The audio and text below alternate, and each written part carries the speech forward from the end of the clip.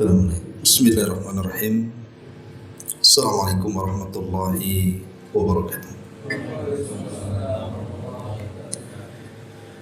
Alhamdulillah wassalatu wassalamu ala Rasulillah wa ala alihi wa sahbihi wa mawalah wa la hawla wa la quwata illa billahi wa ba'du. Alhamdulillah di malam hari ini kita bisa duduk kembali untuk bertalabul ilmi,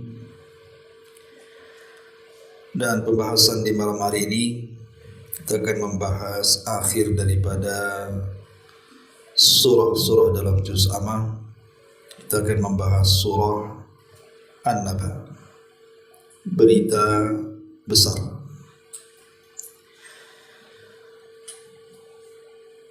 Ma'asyiral muslimin wal muslimat rahimakumullah.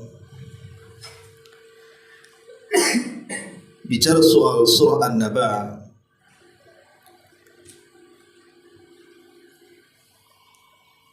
bicara tentang banyak hal tentang masalah tauhid. Karena kita tahu umumnya surah-surah dalam Al-Quran, tepatnya surah juz amma itu kebanyakan adalah surah Makkiyah. Dan surah Makkiyah itu kebanyakan bicara soal akidah, soal tauhid, soal kematian, peristiwa setelah kematian, kebangkitan, hisab, surga, neraka, dan begitu seterusnya. Beda dengan surah-surah Madaniyah yang bicara lebih kepada hukum-hukum ibadah, salat, puasa, zakat, haji, dan begitu seterusnya. Nah, surah An-Naba ini adalah surah Makkiyah, sehingga lebih banyak bicara soal akidah kaum muslimin. Disebut An-Naba artinya berita besar. Surah An-Naba sendiri, sebagian para ulama tafsir memberikan nama, beberapa nama. Umumnya ulama tafsir menyebutnya surah An-Naba. Makanya itu yang kita kenal di mushaf-mushaf Al-Quran. Di situ dicantumkan surah An-Naba. Tapi ada juga yang menyebutkan para ulama dengan sebutan surah Amma, karena dimulai dengan amma yatasa'alun, ataupun surah amma yatasa'alun. Atau ada juga sebagian para ulama menyebutnya dengan surah Al-Muqsirat, karena ada kalimat muqsirat dalam ayat-ayat di dalam surah An-Naba ini. Tapi yang kita kenal surah ini disebut An-Naba. Baik, kita akan baca beberapa ayat kemudian kita jelaskan. Di sini Allah Subhanahu wa taala mengatakan amma yatasaalun, tentang apakah mereka, maksudnya orang-orang musyrik Quraisy itu, saling bertanya-tanya. Anin naba'il azim, tentang berita yang sangat besar. Alladzi hum fihi mukhtalifun, yang dalam berita itu mereka berselisih. Kalla saya'lamun, thumma kalla saya'lamun, tidak, kelak mereka akan mengetahui, kemudian kelak mereka juga akan mengetahui. Di sini Allah Subhanahu wa taala memulakan dengan kalimat amma. Itu sebenarnya dari kalimat anma. Tentang apa? Yatasaalun, mereka ngerumpi bahasa kitanya. Ngobrol satu dengan yang lainnya, bertanya-tanya satu dengan yang lainnya. Menunjukkan ini bukan berita biasa, tetapi berita yang menghebohkan, di mana dari rakyat kecil sampai para pejabat Quraisy, mereka bertanya-tanya soal berita ini. dibicarakan di pasar-pasar, dibicarakan di jalan-jalan, dibicarakan di rumah-rumah. Tentang apa sebenarnya? Maka Allah mengatakan anin naba'il azim, tentang berita yang sangat besar. Itulah yang mereka bicarakan. Ketika mereka membicarakan berita besar ini, sebagian mereka ada yang membenarkannya, sebagian mereka ada yang meragukannya. Bahkan sebagian mereka berselisih tentang berita itu. Makanya Allah mengatakan alladhihum fihi mukhtalifun. Mereka pun berselisih tentang berita itu. Pertanyaan pun muncul, apa yang dimaksud berita besar dalam surah An-Naba ini? Ulama tafsir menyebutkan 4 penafsiran. Yang dimaksud berita besar ini adalah 4 berita besar yang menghebohkan bangsa Arab di zaman itu. Pertama, anit tauhid, tentang tauhid. Kita tahu bahwa Nabi SAW sebelum diutus kepada orang-orang Quraisy, orang-orang Quraisy ini umumnya mereka menyembah berhala. Sesembahan mereka Lata, Uzza, Manat, Hubal, Saif, Nailah dan yang lainnya. Bahkan Saif dan Nailah itu justru berhala yang dikutuk dulunya. Di mana Saif itu seorang laki-laki anak muda, Nailah itu seorang gadis. Karena saling mencintai, keduanya berangkat dari Yaman menuju Ka'bah. Berjumpa pula di Ka'bah. Karena syahwatnya berzinahlah Saif dan Nailah ini di dalam Ka'bah. Maka Allah Subhanahu wa taala kutuk jadi batu. Maka oleh orang-orang Quraisy kafir ini diletakkan kemudian 2 batu ini, satu di Safa, satu di Marwah. Supaya orang-orang yang sa'i mengambil pelajaran bahwa siapapun yang melakukan kejahatan di Mekah akan dikutuk seperti Saif dan Nailah. Tetapi setelah kemudian generasi yang meletakkan patung itu di Safa dan Marwah meninggal dunia, kemudian datang generasi berikutnya dan berikutnya, tiba-tiba disembah. Itulah makanya mereka disebut jahiliyah. Jahil mereka. Masa orang yang dikutuk disembah? Apa enggak jahil namanya? Lah ketika itu Nabi SAW datang, diutus oleh Allah Subhanahu wa taala untuk memberantas kesyirikan, memberantas sesembahan Lata, Uzza, Manat dan Hubal dan berhala-berhala yang lainnya yang tidak terhitung jumlahnya. Bahkan dalam Fathu Mekah saja, berhala yang ditumbangkan di sekitar Ka'bah saja 350 berhala itu. Belum di tempat-tempat yang lainnya, belum di rumah-rumah dan di tempat-tempat khusus. Lah Nabi SAW datang kepada mereka, kemudian mendakwahkan kalimat tauhid, la ilaha illallah. Tidak ada sesembahan yang berhak disembah kecuali Allah. Itulah yang membuat geger bangsa Quraisy ketika itu.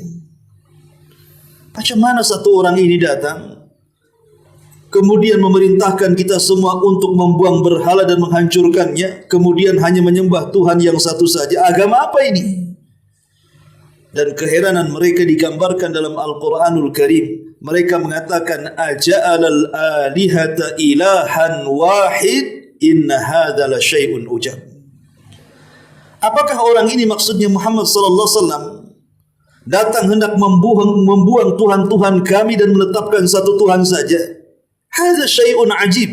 Ini sesuatu yang enggak jelas, ajaib. Ini agama apa ini? Inilah yang menjadi berita besar di tengah-tengah orang Quraisy tentang kehadiran Rasul yang memerintahkan mereka semua untuk membuang berhala-berhala atau Tuhan-Tuhan mereka. Macam mana Tuhan akan dibuang? Apa enggak menjadi berita besar? Ya. Dan begitulah seluruh para nabi. Tidak ada satupun nabi yang diutus kepada kaumnya kecuali mereka mendakwahkan dakwah tauhid. Walaqad ba'athna fi kulli ummatir rasulan an i'budullaha wajtanibut taghut. Tidaklah kami utus pada tiap-tiap umat ini seorang rasul di mana tugasnya menyampaikan kepada umatnya, sembahlah Allah dan jauhi sesembahan selain daripada Allah alias taghut. Inilah yang dikatakan dalam Al-Quran anin naba'il azim, tentang berita besar, maksudnya tentang tauhid. Ini yang pertama. Kemudian yang kedua, penafsiran yang kedua, maksudnya anin naba'il azim, tentang berita besar yang membuat geger dan heboh bangsa Quraisy sehingga dibicarakan di semua tempat. Artinya anin naba'il azim ay an nubuwatin Nabi sallallahu alaihi wasallam, tentang kenabian Rasul kita Muhammad sallallahu alaihi wasallam, di mana kenabian Nabi sallallahu alaihi wasallam membuat geger bangsa Quraisy. Ketika hening tenang orang-orang Quraisy, mereka pun menyembah berhala-berhala mereka.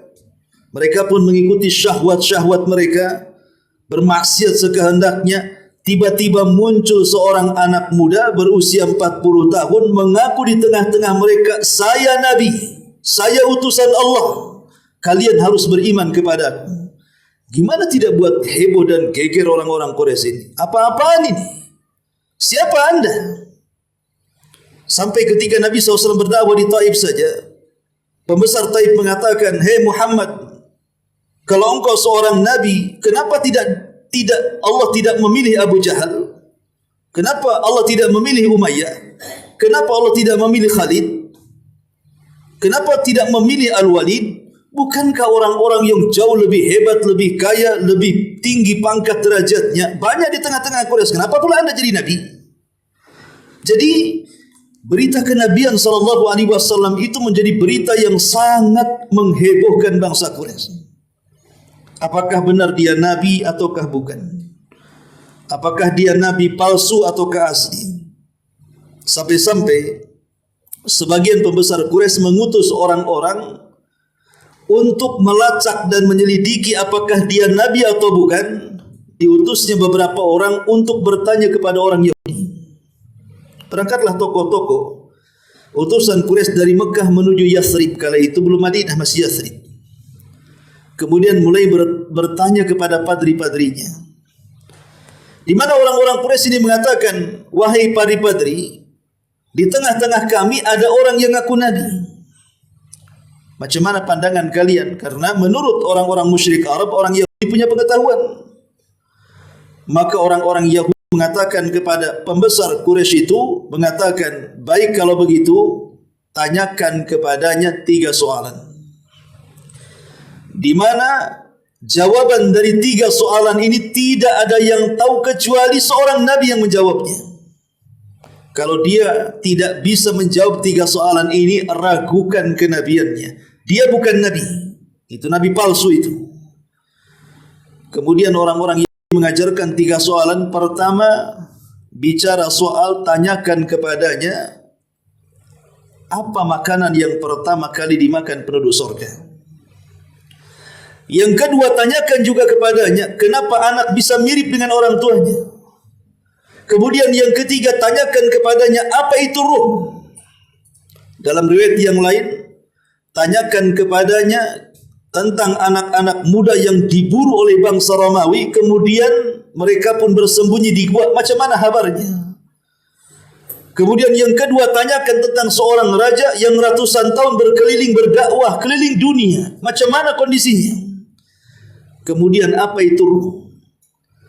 Inilah pertanyaan-pertanyaan yang akan ditanyakan kepada Nabi SAW untuk memperjelas apakah dia Nabi atau bukan. Dia sampai seperti itu kehebohan di tengah-tengah orang Quraisy tentang Nabi SAW ketika dia memproklamirkan dirinya seorang Nabi. Mulailah kemudian setelah mendapatkan pertanyaan-pertanyaan ini dan mereka pun pulang ke Mekah, langsung ingin berjumpa dengan Nabi SAW. Ketika berjumpa, mereka mengatakan, ya Muhammad, kami memiliki banyak soalan.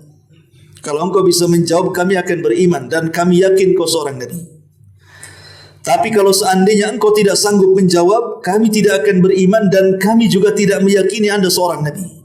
Saking senangnya Nabi SAW bawa janji mereka, kalau Rasul bisa menjawab akan beriman, dia langsung menjanjikan ghadan saujibu, besok saya akan jawab.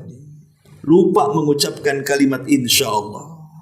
Harusnya Rasul mengatakan gadan insyaallah, besok insyaallah kalau Allah berkehendak. Tapi dia lupa mengucapkan itu karena senangnya. Tapi masalahnya justru jadi masalah besar ketika Rasul tidak atau lupa mengucapkan insyaallah. Keesokan hari Jibril tak turun untuk memberitakan. Karena tidak mungkin Rasul SAW mengarang-arang jawaban itu. Karena memang Nabi SAW tidak diberikan ilmu untuk itu. Dan tidak berhak Rasul mengarang-arang soal wahyu. Makanya kemudian Rasul tetap menanti sehari, 2 hari, sepekan, 2 pekan, sampai tersebar bahwa Muhammad itu penipu. Kalau dia seorang Nabi, mestilah harus punya jawaban. Ya. Sampai sesak dada Nabi SAW. Ketika kemudian orang-orang Quraisy sudah mulai membicarakan dirinya bahwa dia bukan seorang Nabi, dia penipu dan begitu seterusnya. Disinilah kemudian Allah mengutus Jibril untuk memberitakan jawabannya. Dan dijawab satu persatu dengan tepat. Kemudian Nabi SAW mengumpulkan mereka, saya tahu jawabannya. Tentu setelah diberitahu Jibril, kata Nabi, adapun makanan yang pertama dimakan penduduk surga adalah kabidil hut, hatinya ikan paus. Yang kedua, adapun kenapa anak bisa mirip dengan salah satu dari kedua orang tuanya, maka dilihat. Kalau seandainya sperma laki-laki mendominasi daripada sperma wanita, lebih banyak maksudnya, maka pasti mirip bapaknya. Tapi kalau sebaliknya, maka mirip dengan ibunya.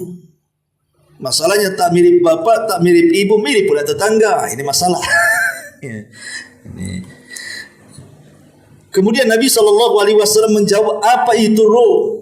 Maka Rasul SAW menjawab, ruh itu urusan Allah. Aku tidak tahu. Yas'alunaka 'anir ruh, qulir ruhu min amri rabbi. Mereka bertanya soal apa itu ruh, katakan ruh itu urusan Rabbku. Adapun anak-anak muda yang dikejar-kejar oleh Raja Romawi, kemudian terjerembab dalam sebuah gua dan mereka pun tertidur di situ, maka turun surah Al-Kahfi menceritakan tentang kisahnya. Adapun raja yang berkeliling dunia berdakwah mengajak manusia untuk mentauhidkan Allah, itulah kisah Dzulqarnain, masih dalam surah Al-Kahfi juga jawabannya. Adapun ruh sudah saya katakan tadi, itu urusan Allah Subhanahu wa taala. Tetapi orang-orang musyrik itu tetap saja sudah tahu jawabannya pun tidak mau beriman. Karena ada kaum itu, a'anzartahum am lam tunzirhum la yu'minun. Kau beri peringatan atau tidak, tetap saja mereka tidak akan beriman. Itulah orang Quraisy. Ya. Jadi yang dimaksud anin naba'il azim di dalam ayat ini artinya bicara soal nubuwatin Nabi SAW, soal kenabian. Itulah yang membuat geger heboh berita soal kenabian, dari mulai rakyat cerita sampai pejabat membicarakan soal Nabi ini. Ya, amma yatasa'alun anin naba'il azim. Kemudian yang ketiga, tentang apakah mereka bertanya-tanya? Tentang berita yang sangat besar. Maksudnya anil Quran. Berita tentang Al-Quran. Inilah yang menghebohkan orang-orang kafir di zaman Quraisy itu. Kita tahu bahwa Quran adalah mukjizat Nabi SAW yang tidak akan lekang dimakan zaman dan waktu. Sampai hari ini, bahkan sampai diangkatnya Quran pada hari kiamat. Setiap nabi itu dibekali mukjizat, ikhwan. Dan mukjizat para nabi itu disesuaikan dengan kebiasaan umumnya. Seperti di zaman Nabi Musa, kebiasaan kaumnya mempelajari sihir. Maka Allah berikan mukjizat Nabi Musa semisal sihir, tapi bukan sihir, itu mukjizat. Tongkat menjadi ular, kemudian tangan dimasukkan ke pesak bercahaya, kemudian tongkat dipukul di lautan terbelah, dipukul di batu keluar air, dan begitu seterusnya.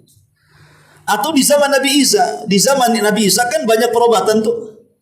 Banyak orang yang menggali perobatan sehingga banyak ditemukan obat-obatan yang mampu mengobati berbagai macam penyakit. Makanya Allah Subhanahu wa taala berikan mukjizat Nabi Isa itu lebih kepada perobatan. Mampu mengobati orang buta, mampu mengobati penyakit lepra, bahkan mampu menghidupkan orang mati dengan izin Allah Subhanahu wa taala. Ya tentu yang namanya mukjizat harus ada kelebihan. Kalau orang bisa mengobati penyakit buta, Isa bisa menyakit buta, apa bedanya? Ya. Jadi mukjizat itu harus ada kelebihan di antara kaumnya. Lah, kelebihan Nabi Isa bisa menghidupkan orang mati, yang itu tidak bisa dilakukan oleh dokter dan tabib di zaman itu. Ya itu memang mukjizat. Terjadi karena izin Allah Subhanahu wa taala, bukan karena kecerdikan Nabi Isa. Itu memang mukjizat dari Allah untuk membuktikan dia seorang nabi. Lah di zaman Nabi SAW kebetulan masyarakat Arab itu mereka suka melantunkan syair. Suka dengan bahasa. Muncul para pujangga-pujangga yang melantunkan puisi-puisi. Dan itu menjadi kebanggaan mereka. Setiap acara apa saja, maka di antara mereka ada yang melantunkan puisi. Dan di zaman itu syair adalah media, sama dengan YouTube, sama dengan televisi, sama dengan koran, ya, sama dengan Facebook. Dia adalah media yang bisa mengantarkan berita dari satu tempat ke tempat yang lainnya, dan dengan cara mudah dan dengan cara yang cepat. Sehingga orang-orang yang pandai bersyair itu memiliki kedudukan tinggi di tengah-tengah orang Arab. Mereka akan dijadikan tokoh-tokoh. Ya. Tiba-tiba ketika mereka berbangga dengan syair, menurut mereka itu bahasa yang paling tinggi, muncul Nabi SAW membacakan Quran di tengah mereka. Tergeleng-geleng kepala mereka. Kok ada bahasa yang melebihi bahasa syair? Dengan bahasa yang rapi, dengan bahasa yang luar biasa yang tidak terjangkau oleh orang Arab dan tidak terpikirkan bahasa itu mengalir dari lisan Nabi SAW. Ya, karena itu adalah wahyu dari Allah Subhanahu wa taala. Itulah Al-Quran, membuat geger masyarakat Arab. Apa itu Quran? Kami tidak mengenal Quran, kami hanya mengenal syair.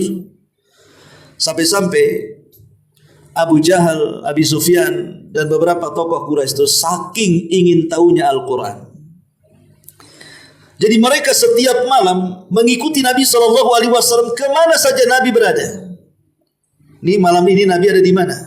Karena kebiasaan Rasul di awal-awal ketika turun surah Al-Muzammil perintah untuk salat malam, maka Rasul setiap malam melakukan salat malam dan melantunkan Al-Quran dikeraskan. Jadi Abu Jahal, Abi Sufyan dan tokoh-tokoh Quraisy itu tidak ada koordinasi satu dengan yang lainnya. Mereka saling mengintip dan menguping apa yang dibaca Nabi. Dan mereka akan tahan untuk bersembunyi di malam hari sampai Rasul selesai salat malam.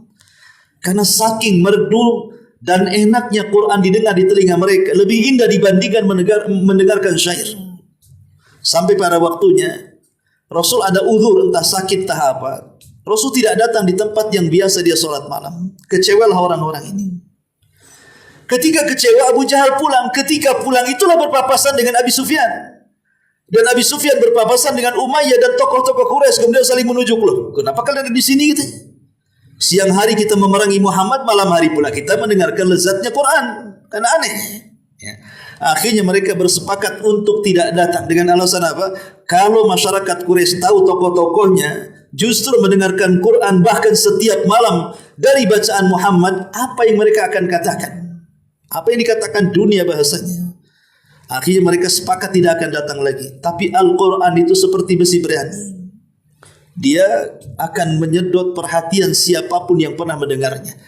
Malam berikutnya Abu Jahal datang lagi tanpa ada koordinasi. Ketika satu hari Rasul SAW ada uzur lagi, kemudian dah pulang berpapasan lagi. Lah bukankah kita sudah sepakat tidak akan datang? Kenapa kalian datang katanya? Yang lain mengatakan, loh kenapa kau juga datang? Begitulah bagaimana daya tarik Al-Quran Al-Karim. Sampai ada seorang yang kaya raya di zaman itu, namanya Al-Walid ibn Mughirah, ayahanda daripada Khalid ibn Walid. Itu tokoh yang sangat besar, melebihi ketokohan Abu Jahal. Kenapa? Karena Al-Walid ini orang kaya, orang terkaya Mekah. Di zaman itu ukuran kekayaan ditinjau dari tanah dan kebun kurma.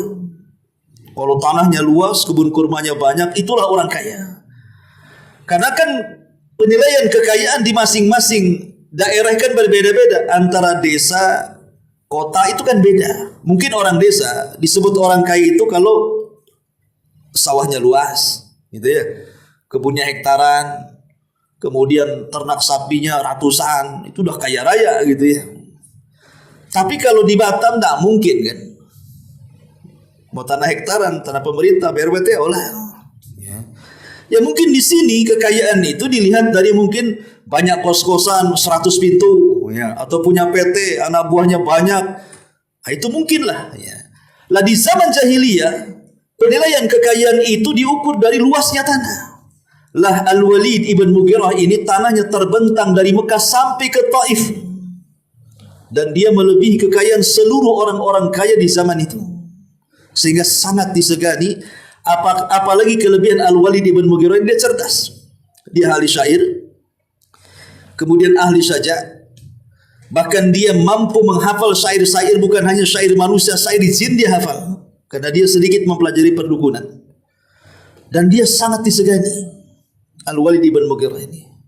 Entah satu hari Al-Walid ini mendengar tentang Al-Quran. Dia penasaran seperti apa bahasa Quran itu. Dia datang kepada Abu Bakar Siddiq radhiyallahu an, meminta untuk dibacakan 1-2 surat kepadanya. Ketika kemudian dibacakan Al-Quran oleh Abu Bakar Siddiq 1-2 surat kepada Al-Walid, subhanallah, hampir-hampir Al-Walid masuk Islam. Saking indahnya mendengar suara lantunan Quran dan isi daripada Quran yang dibaca Abu Bakar Siddiq itu. Sampai dia puji Al-Quran luar biasa. Pujian Al-Walid ibn Mughirah terhadap Al-Quran dan terhadap apa yang dibawa Nabi terdengar oleh Abu Jahal.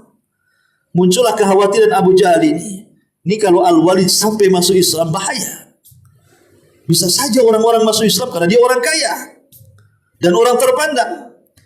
Sehingga kemudian Abu Jahal berusaha mencari titik kelemahan Al-Walid, di mana Al-Walid ini terkenal orangnya pengen sekali berkuasa, pengen sekali menjadi pemimpin, tamak sekali dengan kekuasaan. Jadi Abu Jahal akhirnya mengancam Al-Walid dan mengatakan, kalau engkau tertarik dengan agama Muhammad, saya akan kumpulkan semua orang Quraisy dan mereka akan menghina dirimu karena engkau mengikuti agama Muhammad. Akhirnya karena ketakutan Al-Walid, tiba-tiba ketika di tengah-tengah orang Quraisy yang dikumpulkan, kemudian Abu Jahal memancing dan mengatakan, ya Al-Walid, bagaimana menurutmu tentang Al-Quran? Apakah jawabannya sama dengan yang kemarin kau berikan jawaban kepadaku? Tiba-tiba Al-Walid tidak bisa bicara. Dia sudah berpikir, kalau saya memuji Al-Quran, habislah saya. Dia takut kemudian ketokohannya runtuh. Makanya tiba-tiba dia mengucapkan kalimat yang justru dengan kalimat itulah Allah turunkan 1 surat kepadanya, ancaman neraka Saqar. Apa dia mengatakan? In huwa illa qaulun bashar, in huwa qaulun yu'thar. In huwa illa qaulun yu'thar, in huwa illa qaulun bashar. Quran itu ucapan manusia, ucapan Muhammad, bukan wahyu katanya. Dan Quran itu adalah kalimat-kalimat mantra-mantra yu'sar yang diimpor. Mungkin Muhammad punya guru di luar sana, orang selain Arab yang mengajarkan Quran katanya. Coba bayangkan. Jadi Quran itu kalimat impor dari luar. Dan itu ucapan Muhammad, kata Al-Walid ibn Mughirah ini. Dari sini turun surah Al-Mudaththir, ancaman kepada Al-Walid. Dzarni wa man khalaqtu wahida wa ja'altuhu malam mamduda, sampai kepada ayat sauslihi saqar, saya akan masukkan orang ini, maksudnya Al-Walid, ke dalam neraka Saqar. Kenapa? Karena dia sudah tahu kebenaran Al-Quran. Tiba-tiba dia mengatakan Quran ucapan Muhammad. Dia sudah tahu sebelumnya memuji Quran. Macam mana kemudian akhirnya menjatuhkan Quran? Makanya Allah mengatakan sauslihi saqar, saya akan masukkan dia ke neraka Saqar. Jadi memang kehadiran Rasul dengan Al-Quran yang dibawanya sangat menghebohkan orang-orang Quraisy. Itulah yang Allah katakan, amma yatasaalun 'anil naba'il azim. Tentang apakah mereka saling bertanya-tanya? Rupanya tentang berita besar, maksudnya tentang Al-Quran yang dibicarakan semua orang. Ini penafsiran yang ketiga. Penafsiran yang keempat, dan inilah yang dipilih oleh banyak mayoritas ulama tafsir, karena sesuai dengan konteks ayat. bahwa yang dimaksud anin naba'il azim tentang berita besar, maksudnya adalah anil ba'si wan nusyur, tentang kebangkitan dan tentang pengumpulan manusia setelah kematian, atau dengan kata lain tentang hari kiamat. Jadi berita besar maksudnya adalah berita tentang hari kiamat. Kita tahu bahwa orang-orang kafir Quraisy ini tidak yakin dengan adanya hari kiamat, tidak yakin dengan adanya kehidupan setelah kematian, tidak yakin dengan adanya kebangkitan dan pengumpulan manusia di padang mahsyar, tidak yakin adanya surga dan neraka. Mereka sangat mengingkari soal itu. Kenapa coba? Sampai-sampai ada seorang kafir Quraisy namanya Umayyah ibn Khalaf bersama kawannya menggali kuburan yang paling tua. Jadi mana kuburan yang paling tua, digalinya. Kebetulan masih ada sisa-sisa tulang belulang yang sudah hancur itu. Kemudian dibawa, dihadapkan kepada Nabi SAW. Kemudian Umayyah ibn Khalaf mengatakan, lihat wahai Muhammad, mungkinkah Tuhanmu mampu membangkitkan orang yang sudah jadi tulang belulang? Mungkinkah Tuhanmu mampu membangkitkan orang yang sudah hancur lebur seperti ini? Mustahil. Mereka betul-betul mengingkari adanya hari kebangkitan sampai mereka membuktikan dengan menggali kuburan tua dan mengambil sisa-sisa tulangnya untuk mengingkari adanya kehidupan setelah kematian. Maka Allah Subhanahu wa taala bantah. Allah turunkan surah Yasin ayat 78. Wa dharaba lana mathalan wa nasiya khalqa. Qala man yuhyil idhama wa hiya ramim. Kul yuhyiha alladhi ansha'aha awwala marrah wa huwa bikulli khalqin alim. Yang Yasinan mesti hafal. Ya. Wa dharaba lana mathalan. Dia membuat perumpamaan bagi kami. Siapa yang membuat perumpamaan? Orang kafir membawa tulang-tulang yang sudah hancur itu. Ya. Kemudian mereka mengatakan, ya, dia membuat perumpamaan bagi kami dan merupakan asal penciptaannya. Dia berkata, siapakah yang bisa menghidupkan tulang belulang yang sudah hancur dulu ini? Ketika dia mengucapkan kalimat itu, sebenarnya dia telah melupakan penciptaannya. Lah dulu kalian tidak ada, kenapa bisa ada? Makanya Allah mengatakan, wa nasiya khalqah. Ketika orang ini mengatakan, siapa yang mampu menghidupkan tulang belulang, dia sendiri sudah lupa, dulu dia enggak ada. Kemudian Allah adakan. Ini barangnya sudah ada, kalau Allah ciptakan kembali lebih mudah dibandingkan barangnya belum ada kemudian menciptakan menjadi ada. Barangnya sudah ada, tinggal diciptakan balik, itu lebih mudah bagi Allah. Itu yang mereka lupakan itu terhadap penciptaan dirinya. Maka Allah katakan ya Muhammad, yang akan menghidupkannya adalah zat yang menciptakannya pertama kali, dan dia maha mengetahui setiap makhluknya. Jadi ketika Nabi SAW berdakwah ke sana kemari tentang adanya kematian, kehidupan setelah kematian, hari kiamat, hari kebangkitan, hisab, mizan dan yang semacamnya, mereka tidak yakin. Kenapa coba orang-orang Quraisy itu mengingkari hari berbangkit? Karena mereka takut kalau seandainya betul-betul terjadi, maka mereka akan terancam dengan hisab, terancam dengan neraka. Lebih baik diingkari. Karena umumnya, terutama para pembesar Quraisy, mereka selalu mengikuti syahwat. Mereka gila dengan syahwat. Sampai-sampai ada kisah, saking gilanya orang-orang musyrik Arab itu dengan syahwat dunia. Sampai ada kisah ketika hijrah. Ada seorang kakek, itu tokoh. Dari tokoh-tokoh penyair Arab. Usianya sudah 100 tahun. Sangat dimuliakan oleh orang-orang Quraisy. Satu hari dia duduk si kakek ini, melihat para sahabat yang mengorbankan diri-diri mereka, rela meninggalkan rumah, tanah, bisnis, keluarga, hijrah dari Mekah ke Madinah. Kakek ini berpikir kalau agama Muhammad salah, sampai seperti itu sahabat berkorban. Tidak mungkin ini salah, pasti dia benar. Jadi sang kakek ini berpikir, melihat pengorbanan para sahabat yang luar biasa, mulai masuk secercah hidayah di hatinya. Pasti apa yang dibawa Muhammad itu adalah sebuah kebenaran. Saya harus datang ke Madinah, ikut hijrah dengan orang-orang ini, dan saya akan betul-betul belajar. Itulah kekaguman si kakek musyrik ini melihat pengorbanan para sahabat yang luar biasa. Kalau itu agama salah, kenapa sampai seperti ini berkorban? Akhirnya ingin hijrah dia. Karena dia tokoh pujangga besar Arab, mendengar orang-orang Quraisy itu bahwa si kakek ini akan safar menuju Madinah dan akan musuh Islam, mereka mulai pening. Ini si Muhammad baru punya tukang syair satu, Hasan ibn Thabit aja sudah buat kita pening. Si kakek ini pula mau bergabung, makin pening lagi kami katanya. Kalau gitu kita cegat si kakek itu. Ketika sang kakek sudah mulai berangkat, maka tokoh-tokoh Quraisy berkumpul mencegat si kakek yang ahli syair ini. Kemudian mengatakan, "Kau hendak pergi ke mana engkau?" Kata sang kakek, "Saya hendak datang ke kota Madinah. Saya akan masuk ke agama Muhammad. Saya yakin dia agama yang benar. Kalau tidak, macam mana sahabatnya bisa berkorban sedemikian rupa?" Katanya. Mulailah orang-orang Quraisy ini memasukkan syubhat di kepala sang kakek ini. Itulah bahayanya seseorang bergaul dengan orang kafir. Ya. Maka orang-orang kafir Quraisy mengatakan, agama Muhammad itu mengharamkan zina. Kalau kau masuk ke agamanya, kau tidak bisa berzina lagi. Kata si kakek, "Aku sudah tua. Perkara-perkara itu sudah lampau. Biarkan aku pergi." Kemudian mereka pun tidak mempan dan mengatakan, "Wahai kakek, agama Muhammad itu mengharamkan khamar. Kau gak akan mabuk lagi," katanya. Kata si kakek, "Aku udah lama tak minum khamar," katanya. "Biarkan aku pergi." Akhirnya diberikan, dijejali syubhat macam-macam, masih tak bergeming juga si kakek ini. Terakhir mereka mengatakan, "Macam mana kalau kau urungkan kakimu melangkahkan ke Madinah, kami hadiahi kau 100 ekor unta." Mulai goyang dia. 100 ekor unta, ikhwan. Satu unta saja bisa beli Avanza second. 100 ekor unta ya Avanza second 100 lah. Banyak, kaya ya kan. Ya. Mulai dia bimbang. Maju, mundur, maju, mundur. Unta pergi Madinah, unta pergi Madinah. Pusing dia.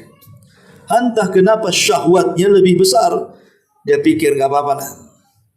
Mudah-mudahan di usia tua aku menjadi kaya itu lebih baik katanya. Mana unta kalian katanya. Coba bayangkan. Dia urungkan hidayah, dia ambil kesesatan. Akhirnya dikumpulkan untanya, tidak jadi pergi ke Madinah coba. Kemudian dia tunggangi satu untanya, menggiring 100 untanya ke kabilahnya. Tiba-tiba di tengah jalan unta yang ditunggangi terperosok ke lubang, akhirnya dia jatuh mati dia. Terus dapat unta mati juga. Enggak sempat masuk Islam. Lihat bagaimana orang Quraisy itu, mereka suka mengikuti syahwat masalahnya. Jadi mereka suka maksiat. Kalau mereka yakin ada kehidupan setelah kematian, secara otomatis kebiasaan mereka berzina harus berhenti. Kebiasaan mereka mabuk harus berhenti. Kebiasaan mereka berjudi harus berhenti. Kebiasaan mereka menindas harus berhenti. Dan begitu seterusnya. Karena ada balasan setelah kematian kan. Mereka tidak mau perkara itu. Makanya mereka berusaha untuk mengingkari. Inilah yang menjadi berita besar. Kenapa Nabi SAW membawa keyakinan bahwa ada kehidupan setelah kematian, ada kebangkitan, ada pengumpulan manusia dan semacamnya. Makanya dibicarakan oleh bangsa Arab saat itu. Anin nabail azim, tentang berita besar. Mereka pun mengingkarinya. Maka Allah Subhanahu wa taala, alladzi hum fihi mukhtalifun. Kalimat mukhtalifun, kata ahli tafsir, ada yang menafsirkan maksudnya mutasyakkikun, artinya mereka meragukan tentang berita itu. Apakah benar Quran itu? Apakah benar tauhid itu? Apakah benar Muhammad itu jadi nabi? Apakah benar hari kebangkitan itu? Mereka ragu-ragu. Itu mukhtalifun dan mutasyakkikun. Ada juga mukhtalifun itu ya artinya sebagian mereka beriman, sebagian mereka kafir. Sebagian mereka beriman ya jadi sahabat. Sebagian mereka yang tidak beriman itulah musyrik kafir Quraisy. Sampai akhirnya berperang di Badar, di Uhud dan yang semacamnya. Ya. Makanya mereka saling berselisih. Tetapi Allah Subhanahu wa taala katakan orang-orang yang mereka ragu dengan perkara-perkara besar, terutama terjadinya hari kiamat dan kebangkitan setelah kematian, Allah katakan kalla saya'lamun. Sekali-kali jangan kalian ragu-ragu. Kelak kalian akan tahu. Summa kalla saya'lamun. Sekali-kali jangan begitu. Kelak mereka akan tahu. Dalam surah An-Naba Allah menyebutkan kalimat ya'lamun 2 kali. Tapi dalam surah At-Takatsur Allah menyebutkan ya'lamun 3 kali. Gimana? At-Takatsur? Kalla sawfa ta'lamun, summa kalla sawfa ta'lamun, kalla law ta'lamuna ilmal yakin.